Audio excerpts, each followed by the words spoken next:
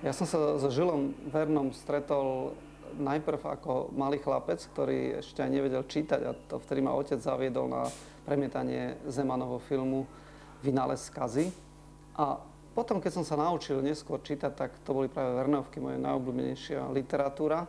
Zatiaľ, čo brat, ten sa preháňal s Vinetuom po prériach, ja som zašiel do druhého kúta detskej izby a ponoril som sa do ticha spolu s kapitánom Nemom. Na jeho románoch ma nesmierne fascinovala technika, technické vynálezy, ktoré sú v tých jeho dielach. A bolo to dobou, samozrejme. 19. storočie prinieslo mohutný rozvoj vedy a techniky.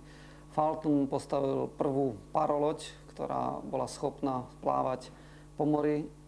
Stephenson bol jeden z konštruktérov prvých lokomotív.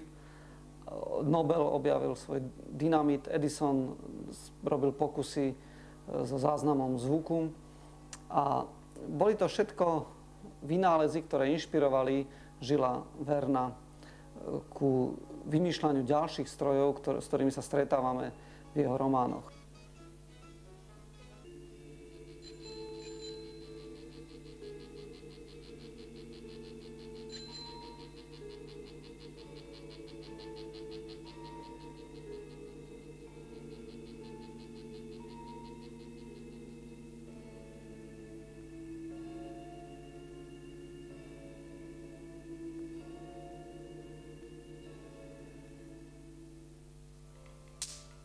Elektrika v tom čase bola ešte len v plienkach. Ľudia dokázali vyrobiť elektrický náboj, ale nedokázali túto energiu ešte nejak dlhodobo skladovať.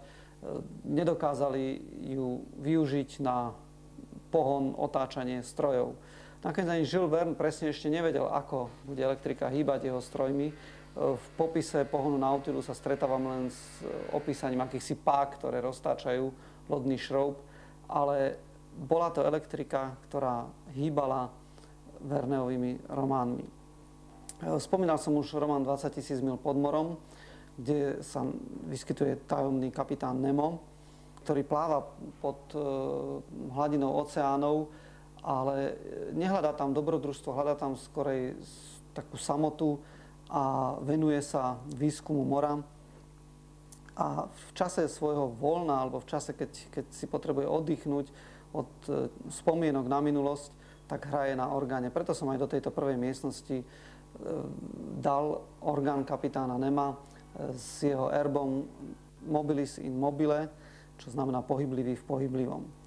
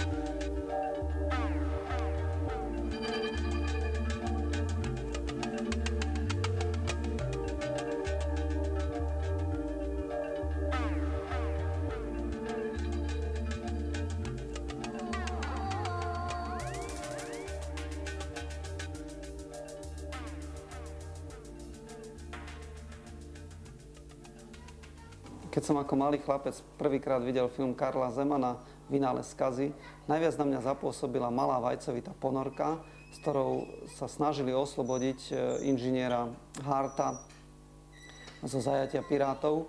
A keď sa išli ponoriť s touto ponorkou, tak kapitán musel schovať teleskopický komín, zasunúť ho pod príklop, aj s tým dymom to celé zavrel. Ponorili sa, ale žiaľ pri ceste do backupu ich objavili piráti a napadli túto malú ponorku veľkým podmorským člnom.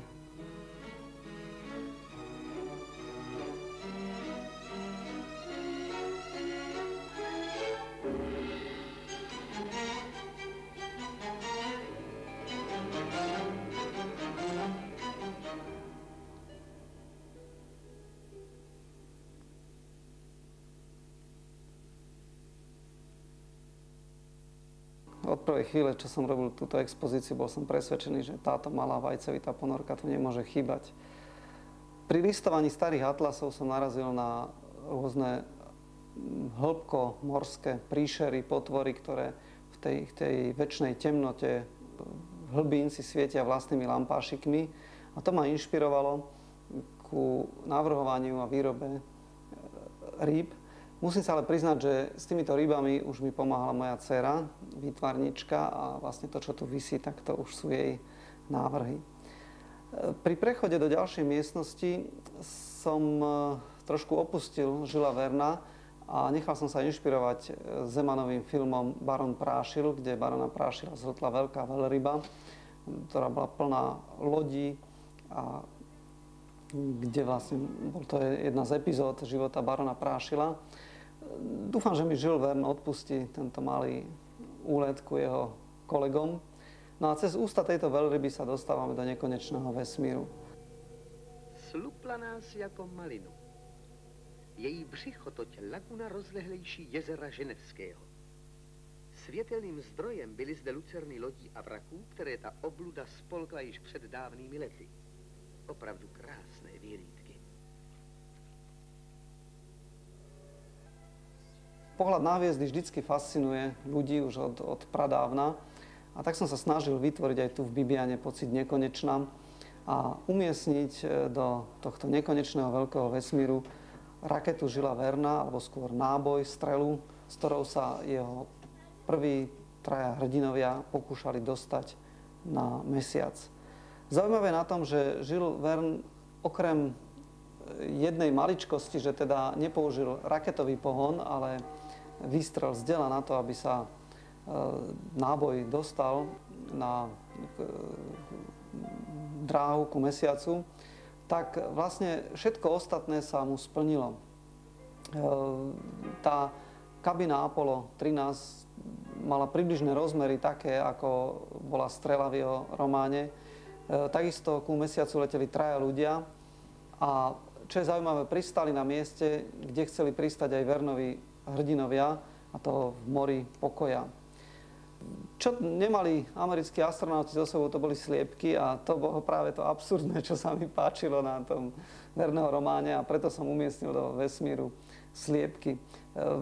Aj ten pohyb vo vesmíre, jednoducho Vernovi hrdinovia nejak neboli poučení o dekompresii a o tom, že čo by nastalo, keby otvorili okno na rakete. A tak všetko, čo sa potrebovali zbaviť, tak jednoducho otvorili okienko, vyhodili von okienkom a zase zavreli.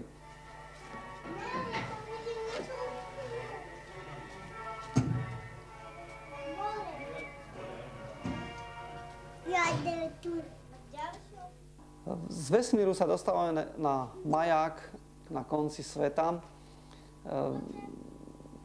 Toto dielo je taká dráma majáku niekde v ohňovej zemi. A v tejto miestnosti som chcel zároveň vytvoriť u človeka pocit lietania. V tej miestnosti sa ešte stretávame s rôznymi vzducholoďami. Boli to vlastne vtedy v 19. storočí jediné lietajúce prostriedky, lietadla ťažšie ako vzduch.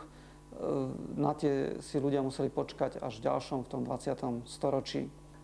Je tu aj sopka Backup, sídlo pirátov, a práve cez túto sopku, do ktorej sa vo Vernových románoch dalo dostať len podmorským tunelom, tak vnútro tejto sopky som využil na ateliér Karela Zemana, kde sa môžeme stretnúť s fotografiami z jeho filmov. A je tu aj postavená taká malá scéna, ako by to vyzeralo asi pri natáčaní animovaných filmov s touto vernovskou tematikou. Pomocou kamery návštevníci môžu zažiť taký malý šok, pretože dívajú sa na maketu, ale pritom tam vidia skutočných ľudí, ako tam chodia. A je to vlastne obraz, ktorý je prenášaný práve z tejto miestnosti, z miestnosti so skutočnou ponorkou, so skutočnými ľuďmi, ktorý sa potom premieta vnútri na monitor v kamere.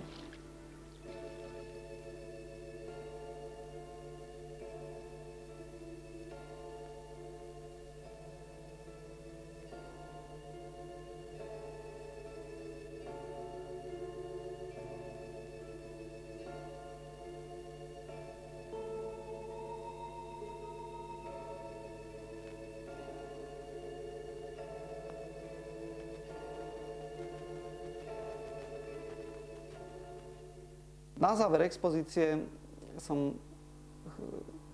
použil modely súčasného lietadla, kozmickej lodi Apollo a automobilov, s ktorými sa stretávame dnes, ktoré dneska nám už pripadajú všedné a nezrušujúce. Všetko, s čím sme sa stretli až v 20. a 21. storočí, Jules Verne predpovedal vo svojich románoch. Všetky tieto vynálezy predpovedal už pred 100 rokmi. A ako sa ti páčila výstava? Dobre. A ktorá miestnosť sa ti najviac páčila? Ponorka. Tá verliba. Keď do nej vôjdete do tej papuly. Myslím, že tá ponorka Prečo zrovna ponorka? sa mi zapáčila. Mne sa najviac páči tento balón. Balón. Aj tá ponorka. Čo sa ti najviac páčilo? Ten maják. Majak? A keby si mal vybrať, tak čo by si radšej, raketu, vzducholoď alebo ponorku? Ponorku. By sa chcel plaviť pod vodou? A čo ťa tak najviac na tom láka?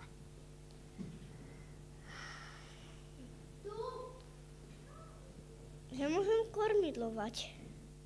Keby si sa mohol plaviť v ponorke, alebo ísť v rakete, alebo vo vzducholodi, že čo by si najradšej vybral? No tak to by som si najradšej vybral tú ponorku.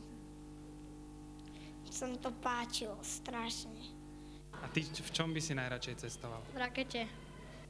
Radšej by som išla s tou vzducholoďou. Prečo? Troška sa mi to zdá najbezpečnejšie. Myslíte si, že aj dospelým niečo povie táto výstava? No, myslím, že im pripomenie detstvo. V každom prípade. No určite áno. To by bolo veľmi zle, keby nedokázali si nájsť v tejto fantázii to svoje detstvo a tie svoje predstavy. Myslím si, že áno, v súvislosti s deťmi. Je to výstava pre deti, ale myslím si, že je to interaktívna výstava, čo je super. Takých výstav je veľmi málo a že tým, že môžem robiť ja s dcérou rôzne aktivity, tak myslím si, že veľmi. Áno, ja si myslím, že keby som ja zažila v detstve takéto výstavy, že by som nebola taká tupá v mnohých oblastiach, proste, pri ktorých som nemala nejaké špeciálne nadanie. Že ja som sa o Vernem dozvedela tu vlastne viacej. Spomeniete si vy ešte na nejaké Verneovky? Čítali ste, keď ste... Samozrejme, Cesta na mesiac, 20 000 mier pod morom, to boli perfektné, to boli Verneovky, boli diela nášho detstva, takže a platia dodnes. Každé dieťa, ktoré sa zoznamuje a proste v tom veku 10-12 rokov, možno už 8, takže veľmi rady siahne po týchto publikáciách. Myslíte si, že tá súčasná literatúra sa môže rovnať týmto Verneovkám? Čo sú? Je to už moc pretechnizované. Všetko je to už cez CDčka, cez všelijaké multiplexy, dokonca trojdimenzionálne, čo idú otvárať. Takže myslím si, že tá klasická kniha už deti pomaličky aj zabúdajú, čo je to klasická kniha. Bohužiaľ. Mám z tých modernejších vecí, mám ja osobne zmiešaný pocit. Je to možno aj otázka výtvarného poňatia tých ilustrácií k tomu, ako málo kedy nájdem teraz knižku, ktorú s radosťou dieťaťu kúpim, ale zase dieťa má vzťah aj k tým novým knižkám, takže to je vec taká, ako nechávam dieťa, nech si ich nájde ono vlastný nejaký pocit a nech ho vníma. A vy ste čítali Verneovky, keď ste bol malý? To bola jedna z hlavných literatúr, ktoré sme. A práve by som bol rád, keby tieto Verneovky, čítam teraz aj Harry Pottera, aby som si urobil predstavu, že ako to vyzerá v súčasnej literatúre, ale myslím, že Verneovky sú tie správne. Takže asi takto. Ja vás pýtal tu na niečo, mladý muž, čo to bolo? No veľmi ťažká otázka, to treba asi pánu autorovi výstavy položiť, že či medúza má srdce. No, pri odpovedi na túto otázku sa musím nechať inšpirovať Žilom Vernom. Ten tiež vlastne nevedel na všetko odpovedať, nebol polyhistor, ale väčšinu času, dokonca viac času, než strávil pri písaní svojich románov, tak strávil v knižnici, kde veľmi dôkladne si robil výpisky zo všetkého, čo ho zaujímalo, zo všetkého, čo sa v tom čase objavilo. Takže ja pôjdem do knižnice a potom odpoviem tomu chlapcovi.